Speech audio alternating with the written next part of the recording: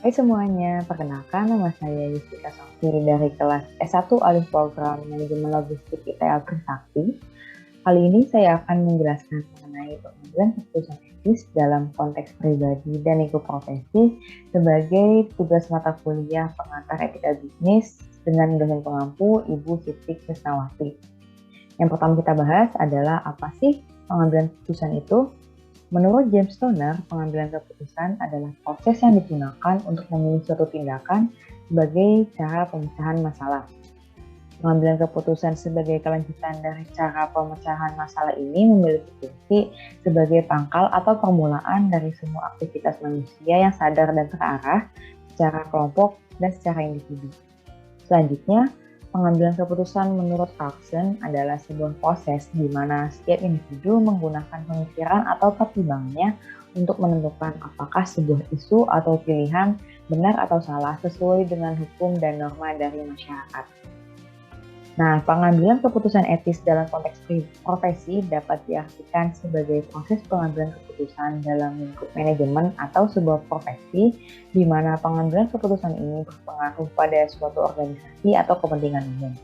Oleh karena itu, butuh pemikiran yang matang dalam mengambil keputusan untuk konteks manajemen dan profesi. Pada sebuah perusahaan, biasanya semakin penting sebuah keputusan akan diteruskan oleh orang dengan jabatan yang semakin tinggi dan dengan pertimbangan yang panjang sebelum pengambilan keputusan. Selanjutnya, pengambilan keputusan etis dalam konteks pribadi dapat diartikan sebagai proses pengambilan keputusan untuk diri sendiri. Dalam konteks pribadi ini, keputusan yang diambil tidak memberikan dampak secara langsung terhadap orang lain.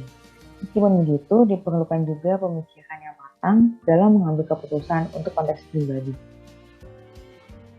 Selanjutnya, apa saja sih faktor-faktor yang mempengaruhi pengambilan keputusan?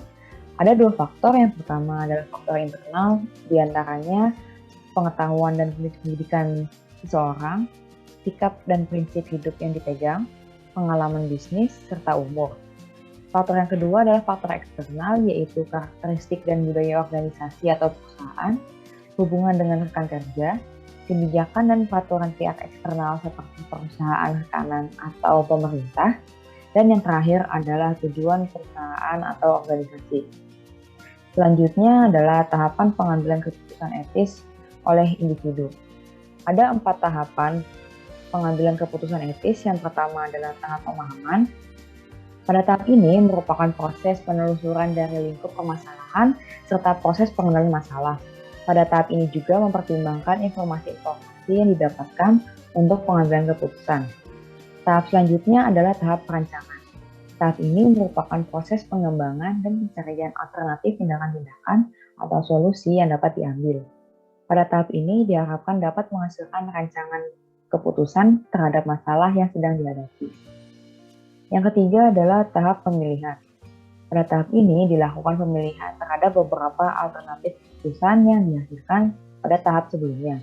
Selain itu, pada tahap ini juga dilakukan pengkajian atas kekurangan atau kelebihan dari solusi yang dipilih untuk pemecahan masalah yang diambil.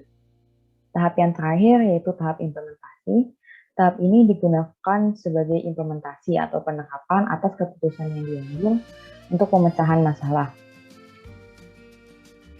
Sekian penjelasan dari saya. Mohon maaf apabila ada salah-salah kata. Selamat siang dan terima kasih.